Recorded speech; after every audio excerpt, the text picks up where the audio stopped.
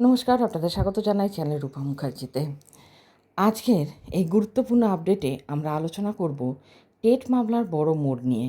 Supreme কোর্টে TET বাধ্যতামূলক সংক্রান্ত যে ঐতিহাসিক রায় হয়েছিল, সেই রায়ের পুনর্বিবেচনার আবেদন বা রিভিউ পিটিশন এবার বিচারপতির এজলাসে শুনানির জন্য উঠছে। আর এই খবরই নতুন করে আশার আলো দেখছেন লক্ষ লক্ষ শিক্ষক। প্রথমে পুরো বিষয়টি সহজভাবে বুঝে নেওয়া যাক। গত বছর সুপ্রিম কোর্ট একটি গুরুত্বপূর্ণ রায় জানায় প্রাথমিক ও উচ্চ প্রাথমিক স্তরের সব কার্যরত শিক্ষকদের জন্য টেট বাধ্যতামূলক। অর্থাৎ যারা ইতিমধ্যে শিক্ষকতা করেছেন কিন্তু টেট পাস করেননি, তাদেরও নির্দিষ্ট সময়সীমার মধ্যে টেট উত্তীর্ণ হতে হবে।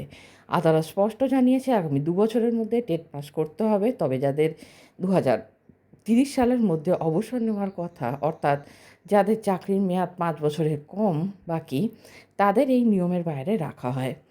এই রায় প্রকাশ্যে আসার পরই দেশ জুড়ে শুরু হয় প্রবল উদ্বেগ। কারণ এই সিদ্ধান্তের সরাসরি প্রভাব পড়ে লক্ষ লক্ষ কর্মরত শিক্ষকদের উপর।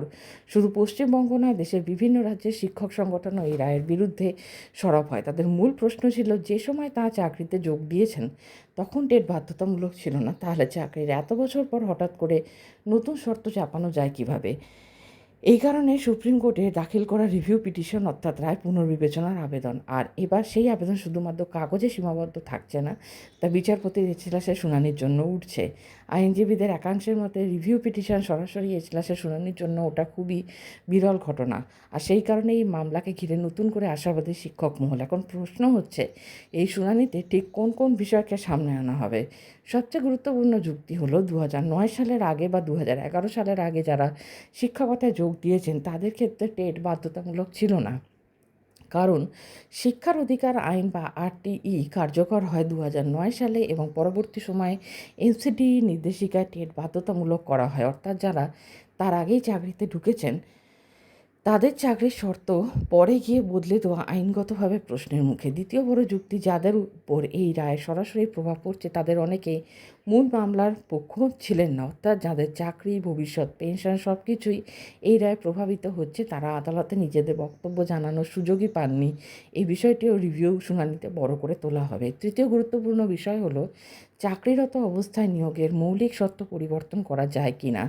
শিক্ষক সংগঠনগুলির বক্তব্য, যারা যে নিয়মে চাকরিতে যোগ দিয়েছেন বহু বছর পর সেই নিয়ম পাল্টে তাদের উপর নতুন শর্ত চাপানো ন্যায়সঙ্গত কিনা, এই যুক্তি এখন রিভিউ মামলার কেন্দ্রবিন্দু। এদিকে রাজ্য সরকারও এই বিষয়ে সুপ্রিম কোর্টে রিভিউ চেয়েছে। শুধু তাই নয়, বিভিন্ন শিক্ষক সংগঠনও আলাদাভাবে আদালতের দ্বারস্থ হয়েছে। ফলে বোঝাই যাচ্ছে বিষয়টি এখন শুধুমাত্র একটি আইনি লড়াই নয়, এটি কয়েক লক্ষ কর্মরত শিক্ষকের ভবিষ্যতের প্রশ্ন।